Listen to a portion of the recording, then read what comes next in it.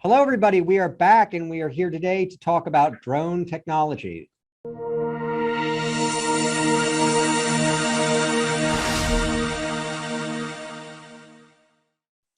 Hello, everybody. We are here today with Sabina Sitaru. Sabina is a career CIO. She's very experienced across IT, and in her most recent role, she was actually working for a drone startup company as the chief information officer. So she got a lot of experience and a lot of insight into drone technology, and that's why I asked her to join us today to help us understand this market and this technology. Sabina, thanks so much for coming. Thank you for having me, Michael. It's always good to see you again. So let's get right into this. I have lots of questions. I'm very interested in the subject of drones. It's something I know nothing about. So I'm going to learn. I'm sure I'm going to learn a lot today. So for starters, can you help us understand just to the market landscape, to understand the market landscape? What are the industries and the businesses, the types of businesses and the industries in general that in which drone technology has the greatest applicability right now and the greatest business value? How could you help us understand that landscape? Well, I think right now the biggest is like in public safety. So a lot of police departments are moving to stand up drone programs because they can assist them with traffic, with crowd control, to search and rescue. So there's a lot of police departments that are standing up drone programs. There's also in the farming industry, there's a lot of movement to do like crop counting and help farmers to do things more efficiently, looking at animal health, that type of stuff is emerging. The biggest thing right now is like with construction, road surveying and bridge surveying, checking bridges for defects. So a lot in that space. Photography, of course, is huge. I mean, they use it in the movies. So that's a huge industry. Real estate. So those are some of the big areas. How broad is the spectrum of sophistication and cost with these devices? I mean, when I think about drones, I think about things that kids are playing with, the ones that maybe real estate agents use. But if you're using these for Hollywood movies or for public safety, there must certainly there's a scale of sophistication. I mean, how broad is that spectrum? It's pretty broad because depending on what you want to use the drone for, whatever the application is. So like a good example is if you were using it for firefighting, for example, and you want to be able to see where there is heat coming from the building in different areas, you would need a sensor, an infrared sensor. So you have to have a drone that would be able to or be capable of carrying that sensor. So it runs the gamut. I mean, some of these sensors, they cost thousands of dollars. So you could, pretty much in public safety, look at having a drone that could cost you around $25,000 or more. Wow. I had no idea. And presumably, though, that also suggests that drones are very customizable. Is that fair? And that's actually a big part of making them valuable to your business, is that having the ability to sort of modify them and customize them with the correct sensors. Presumably that's a big part of the market, that there are consulting companies that help people figure that out. Would that be fair? Yes, absolutely. I mean, there's so many different flavors of drones out there, wide variety of companies that supply to all different applications. Like there is a drone, and I forget the manufacturer name, but in Rwanda, they use it to transport blood into areas that cars can't get to. So they launch this drone, they put in its flight pattern, and it goes into the village, it drops off the blood, and then it returns back to its original site. And it's all done autonomously. That's So amazing. Well, but that leads to a whole nother series of questions, which is, can you give us an idea of some of the kind of most interesting and craziest and wackiest use cases that you've seen out there in this role that you had? What are people doing with drones? Can what are some of the most interesting use cases that you can share with us? So one of the coolest was power line surveying. So basically using the drone to go along power lines to see where there might be defects. And then in some cases, even be able to do the repair versus having a human being, especially on high powered lines, there's safety risks. So that's very cool.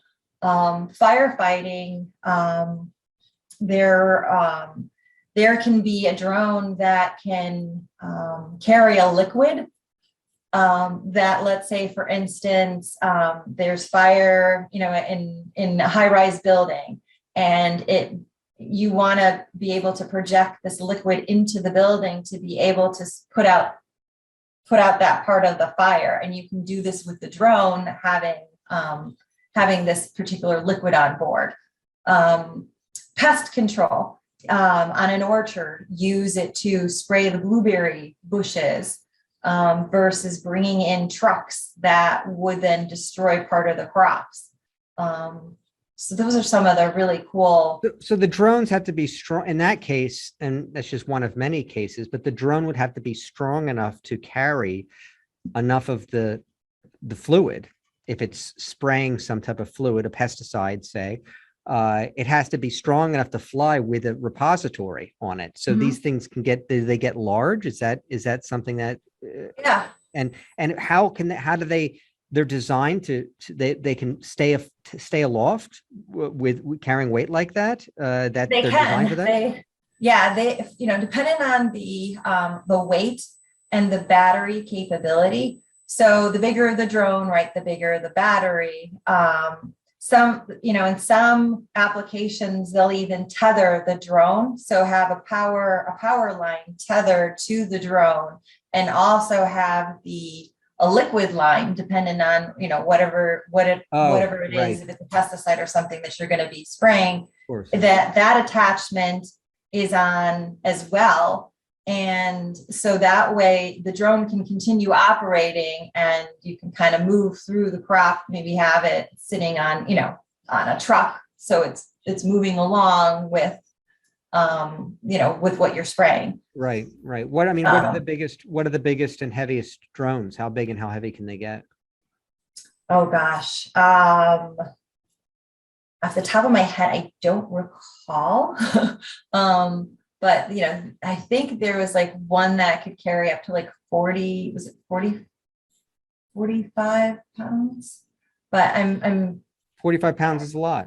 That's a lot. Yeah. So, what would be getting to the technology? What are the key components, the technology components that make up the drone? How would you basically break that down? I read once that when drones were invented, when they kind of came into being, that there was nothing really new that was invented, that all of the pieces and components of the drones were already in existence, and somebody had just kind of had the ingenuity to kind of see how they could be put together in a unique way. What are these key components? What makes a drone a drone? Well, it's the propellers, right? So, they basically, it's the propellers, right? It's the battery. Battery life is very important for a drone, because you want to make sure that, for whatever application, you're able to keep the drone up in the air for as long as you need to do the work. The cloud capability is huge. That is something that, in order to be able to relay the data in real time, you need to have the cloud connectivity, the LTE, so that there is no latency. You want to be able to deliver the data in real time. As the sensors, of course, whatever payload is going to be handled by the drone for the application. So, if you're doing photography, you want to make sure that you have a high grade camera that can capture high quality video, versus if you're just doing, regular photography that doesn't need that high definition. But right now, pretty much all of the drones, like the just basic drones have really good cameras on board.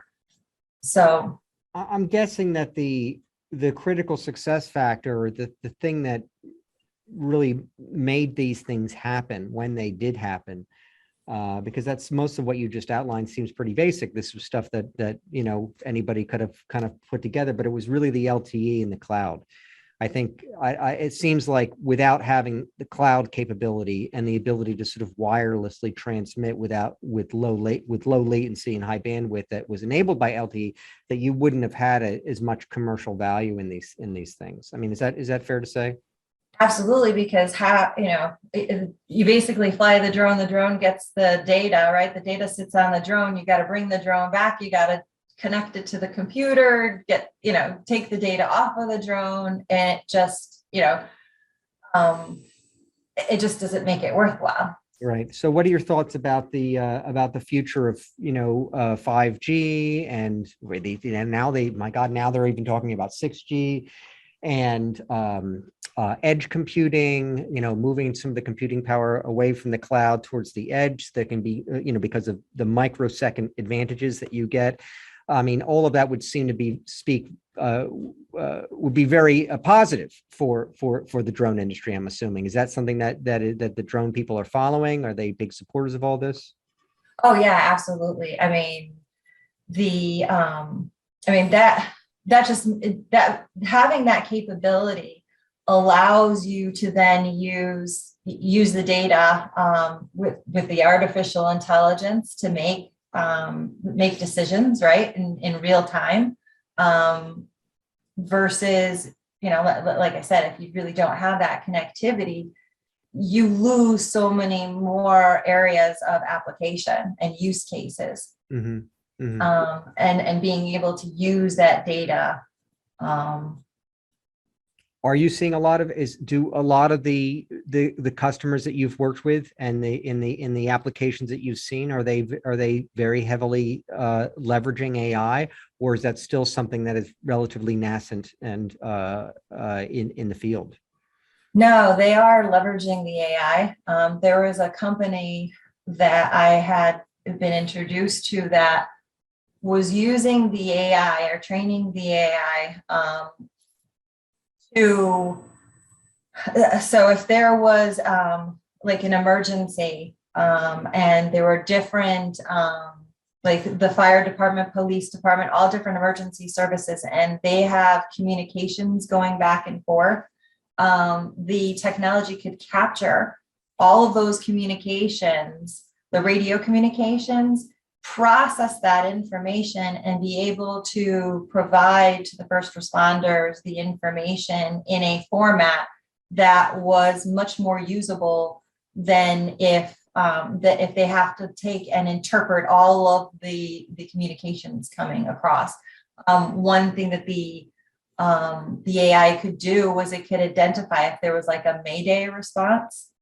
So that's like if there is a fireman in a building and they are in trouble, they will say Mayday. A lot of times that radio communication is muffled and isn't always heard and could cause a loss of life.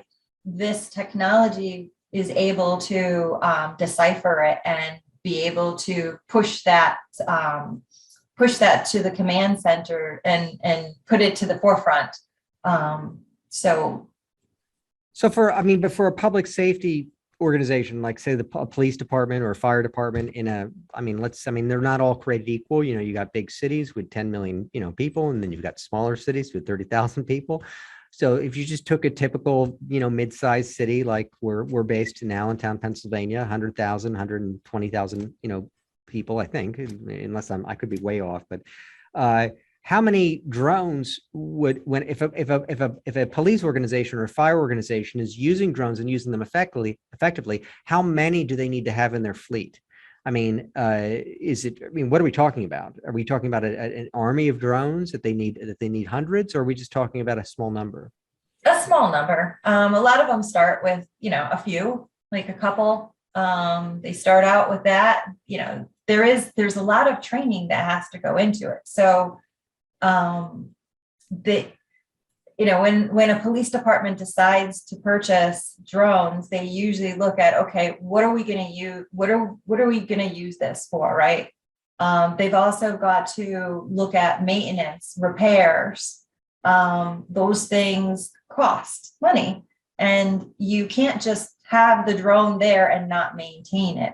So they have to take all those type of things into account. Like how, are they just going to use it when, let's say, they have a big event and they just need to kind of make sure that the perimeter is secured, and the drone actually with AI could actually capture certain things in the crowd.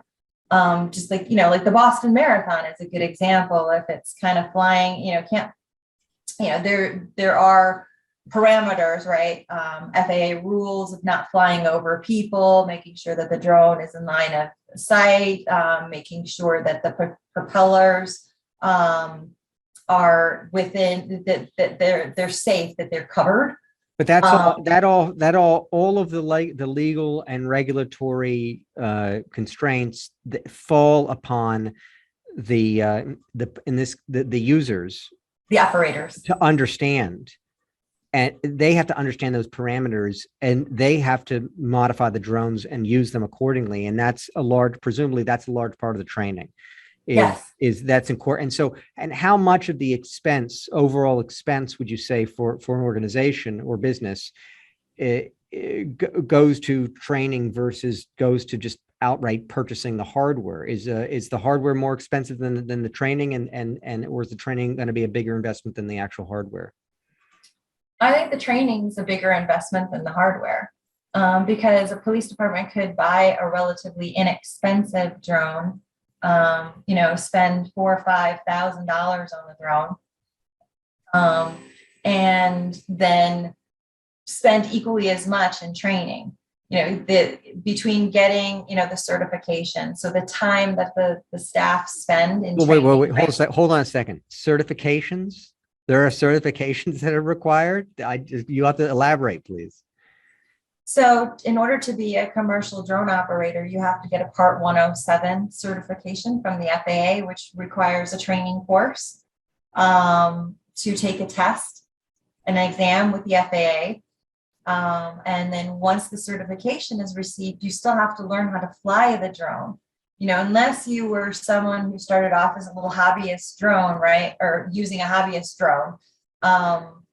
There's so many more requirements when you're flying in commercial space. Just like if you were going to use a spraying drone, you need to have a certification, a Part 137, in order to fly and utilize a spraying drone. And then never mind all of the certifications that you need to have for the chemicals that you might have on board. So if you were doing pest, let's say you're a pest control company and you want to do spraying with a drone, you have to have all your pest control certifications to utilize or touch those chemicals. And then you also have to have a certification to do the commercial drone, and then also do the spraying piece of it. And so that's all training and certifications, basically learning the do's and don'ts, what the FAA, and knowing when you can fly. There's apps. The FAA has one, before you fly, to be able to go and see if there's any restrictions in the airspace that you're going to be flying with a drone. Registering the drone. Drones need to be registered with a registered ID with the FAA. So not everybody, you can't just go out and fly the drone. You have to basically register it as well, so that the FAA can track when a drone is up in the air. So Sabina, I was under the impression that this was kind of a new kind of startup area, and that the legal and regulatory framework would not have been very well structured yet. but it seems to me like a lot of people have put a lot of work into this. And I mean, how would you characterize the legal and regulatory framework? Would you say that it's 100%? Or would you say people are still trying to figure out some of the gaps and that there are still questions and there are holes in the legal and regulatory framework? I mean, how would you describe that? Yeah, I mean, the FAA is still figuring things out. Excuse me.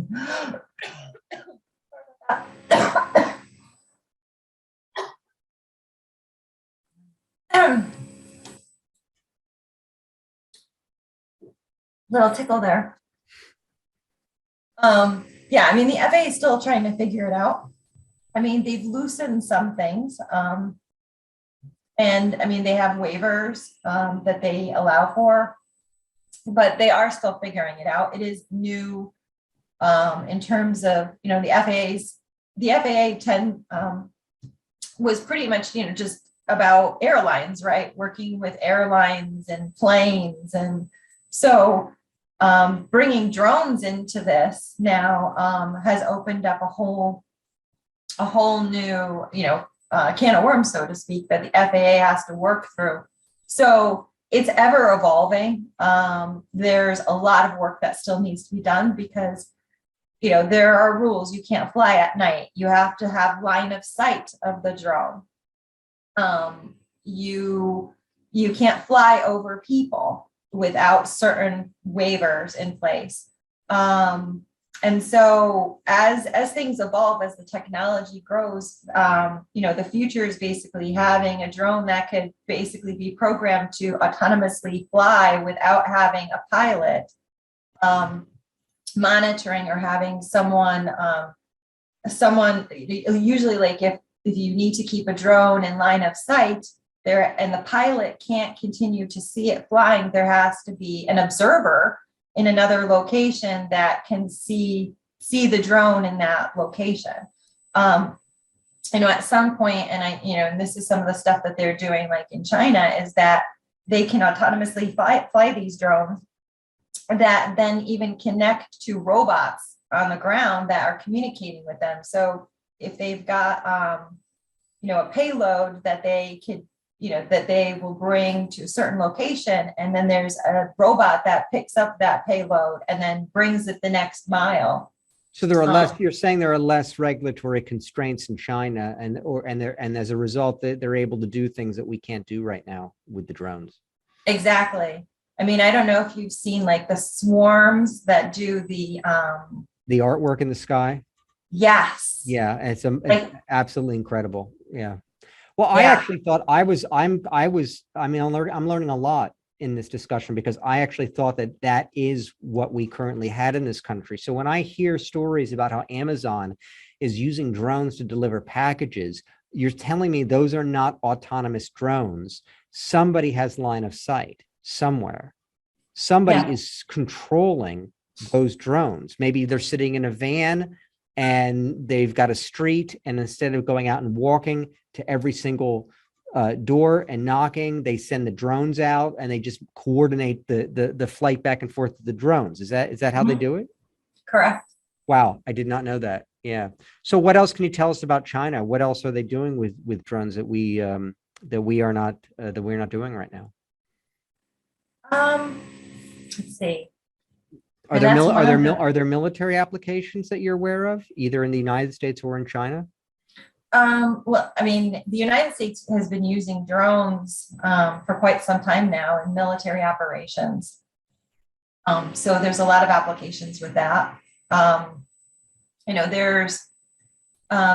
There's using drones to deliver items between hospital locations. So medicines. And I'm sorry, my scratchy throat.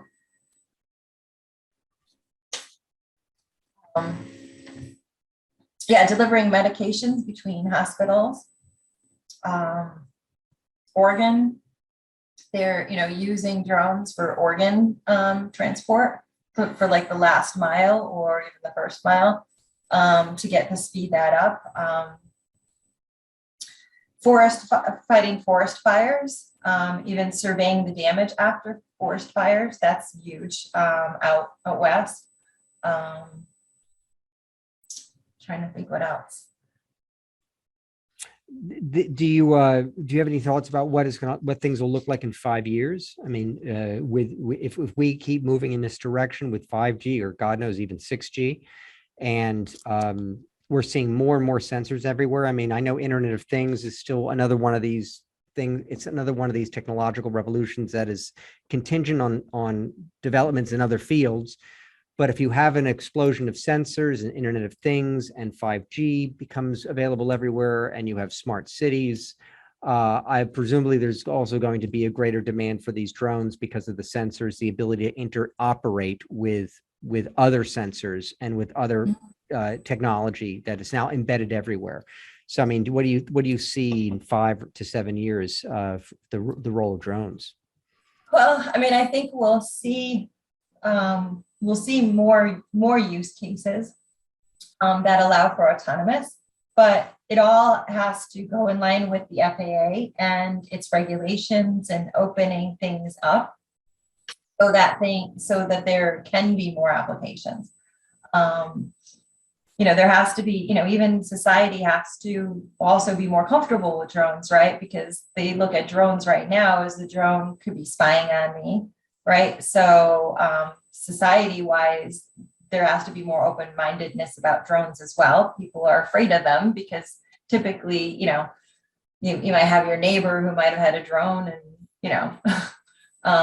is, flying around the neighborhood. And I mean, you've heard of stories where people will be on a beach or something and the drone is flying around and they're upset about it because they feel like they're being spied on.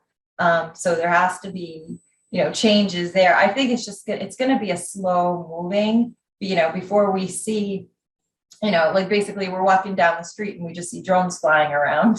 I think that's going to take a little while. I mean, even, Amazon and UPS, who have the licensing to be able to utilize drones to deliver packages, they have challenges, right? So they have to, they have to go along with all of these regulations. And so it's just a matter of, federal government moves slow, right? The FAA moves slow. So I think in 5 to 7 years, we'll see more use, but it's going to be slow.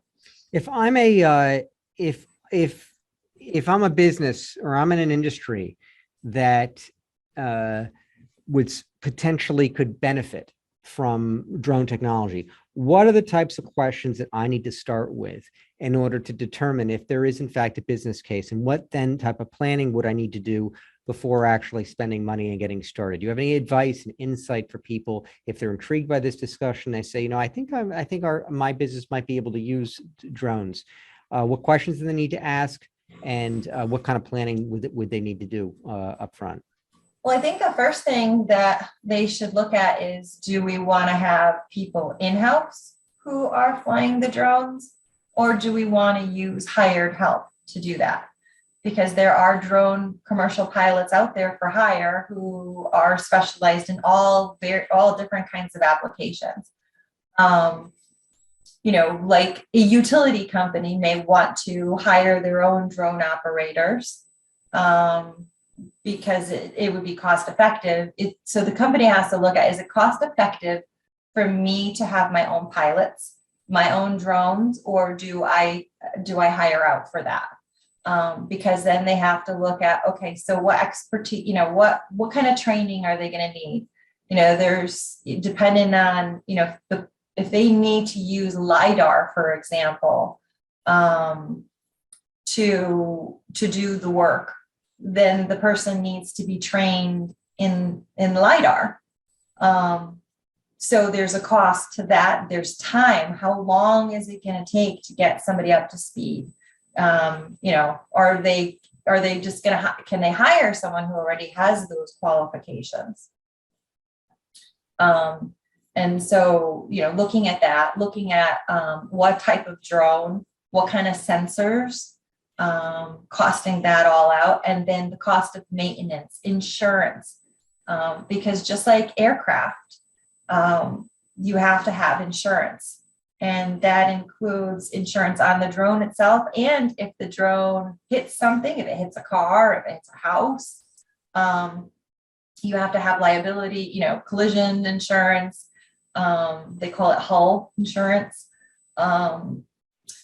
You have to look at, like I said, the maintenance. That's a big part of it because you have to keep logs on, what you did to maintain the drone. And so that's a huge part of it because you have to make sure that it's operable, and that if you have to report your logs, just like on a normal aircraft, they keep logs of maintenance on an aircraft. You kind of have to think of drones in the similar aspect of an airline or as a plane, because they have the same kind of needs and requirements.